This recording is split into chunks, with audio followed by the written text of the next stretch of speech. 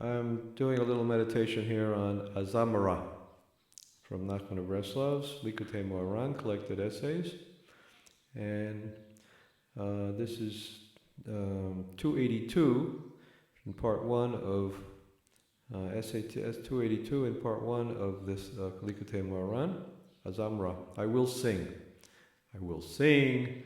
I will sing. The azamra form of it makes it emphasize it. So we're talking about a special kind of singing here, not just ordinary that kind of singing. All right.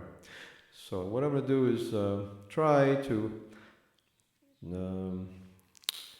do a kind of improvised lecture here, and later on I'll try to make a video out of it by plugging in some images and video clips, especially from the scary DreamWorks session. But I might, as I go along, I might find myself throwing in other stuff also. This is the first time I've done this process, so it might be probably be a little rough, maybe a little bit incoherent, but I'm just going to try and experiment here and see how it works. Because what I did up to now was taking original DreamWorks, and adding comments to that as I did the DreamWork. Here, I'm starting with the comments and plugging in the DreamWork, so I'm doing the opposite process, you might say, than doing a dream. But basically, it's the same shtick, the same philosophy I'm peddling here. I'm into NACHMAN of Breslov's point of view here. And okay, here we go. So Zamra, I'm starting on by the way, I'm using the Breslov Research Institute translation here. I don't know exactly who did the translating. It doesn't say here. This is the little pocket book that they put out with Zamra and Ayey together in one little book, and has the English without the Hebrew. If I need the Hebrew, I'll dig that out. I have that here also, but maybe I won't need it. We'll see. All right. So I'm just focusing on individual sentences at first, and then as we go along, I'll see how these sentences come together into bigger statements, if I find the bigger statements. All right, so in the introduction we have the sentence, "But the sanctuary is constructed out of the good points of every Jew." Now, what sanctuary is he talking about? If you look at the Scary Movie video, you'll see I get into that sanctuary idea pretty deep. So I'm this corridor, and inside of me is going to happen this horror story. Horror story, Well, all right. I'm just letting it all happen. I'm just letting it all happen. Whatever happens will happen, you know? I'm just letting it all happen. I'm just sitting here, I'm the voice that flows forth from Franklin. I'm just carrying this whole monologue along, you know. I am the voice that comes out of Franklin. I'm like a big corridor, endless, and through me pass all the beats of the dialectic, everything that goes on. And I am this voice that keeps coming on. The voice. I am the voice, but I'm not the pure voice. I'm just the beginning voice, the monologue. I'm I am. Here we get theological, folks. Sorry about that. I am the sanctuary.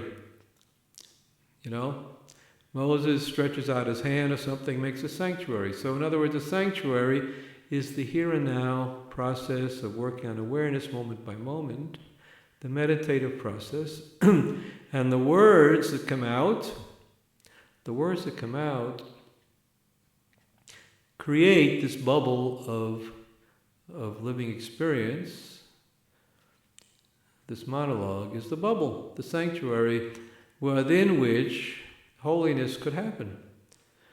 Certainly it couldn't happen without the sanctuary. It couldn't happen with just everyday cause and effect logic. If I didn't stay here and now, then I would just be, thinking about how much my new computer is going to cost me this week, if I can scrape that money together, and what about this lady and that lady, and stuff like that. But if I'm here and now, meditative process, then I am the sanctuary, this flow of phenomenological experience, the here and now moments, which is the bubble of awareness, which is the tent, the holy tent, from which God can send down His word if He wants to. Okay, so the sanctuary. God sends out His hand, Moses sends out His hand, and He creates a sanctuary, something like that. I think it says somewhere in the Bible. The idea is that each moment of awareness, which you get to either by saying I'm aware of something or by identifying with something.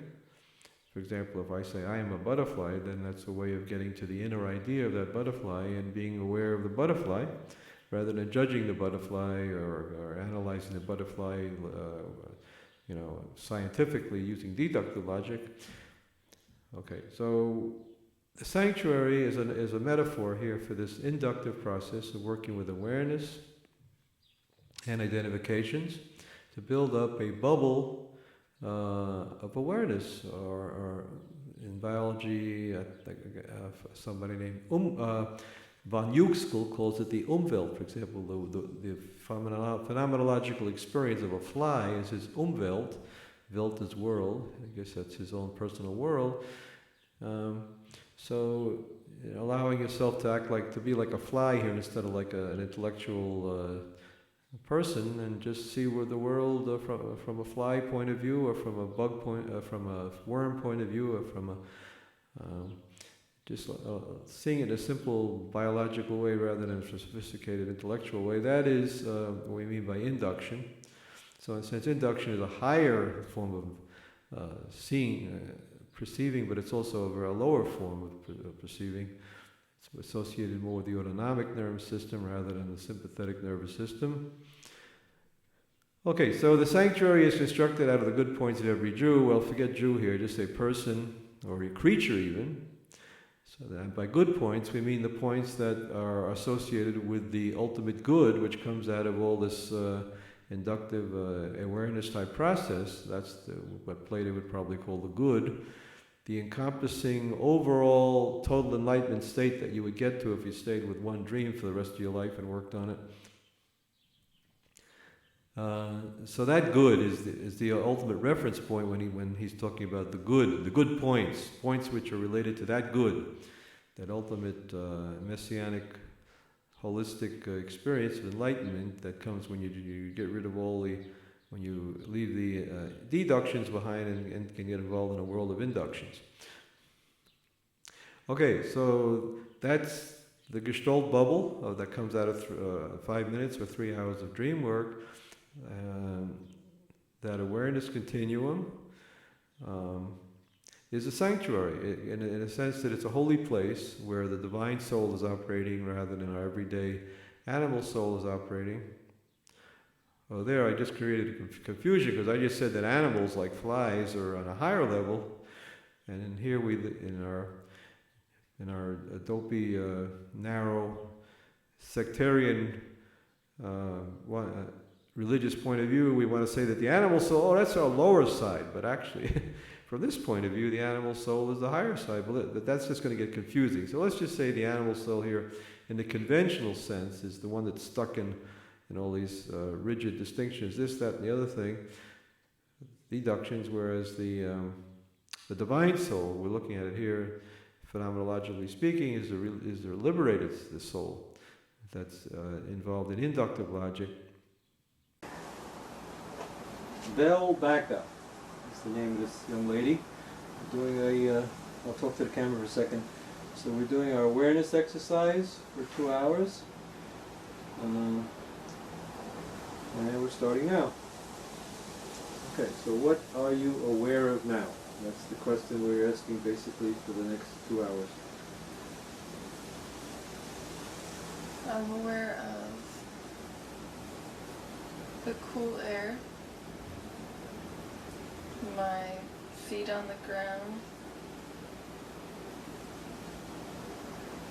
my tummy because I just ate, my hair tied up. You want physical things, right? I'm not saying, I'm being like tar baby, I'm not answering any questions for the first hour, okay? Alright. I'm just asking the basic question, and you make, what are you aware of, and what does that question mean to you, and answer it that way.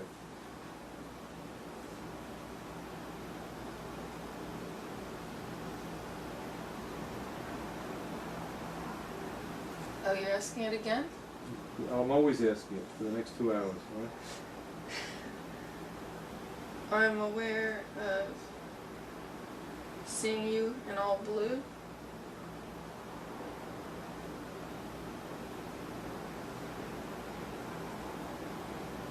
I'm aware of feeling a little bit anxious, because, I don't know, I've never done this.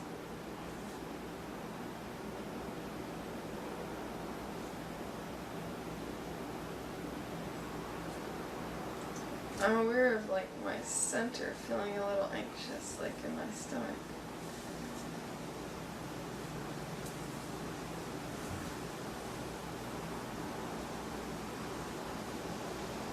You want more?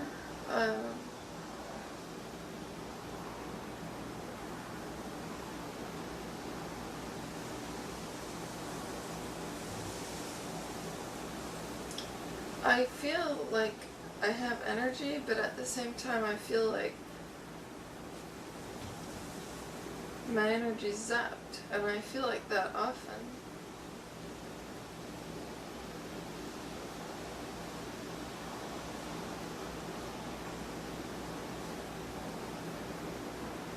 What else?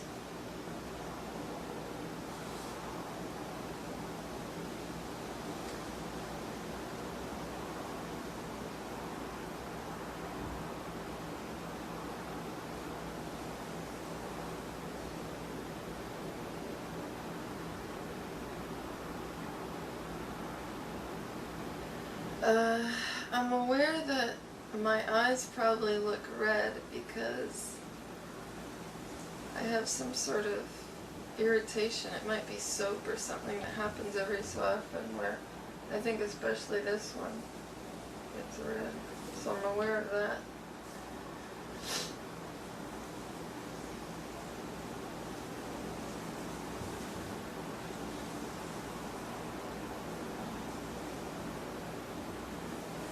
I'm aware of feeling a little bit icky. I don't know.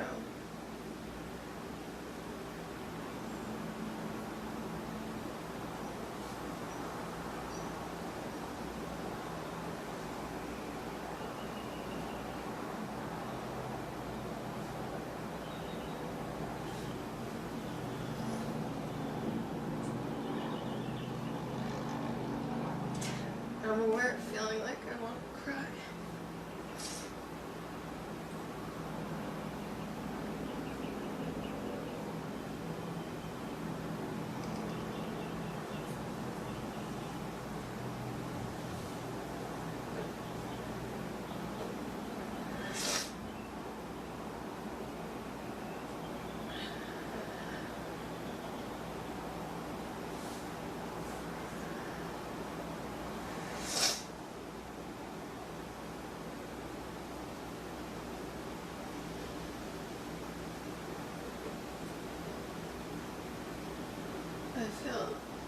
I'm aware of feeling embarrassed that I cried.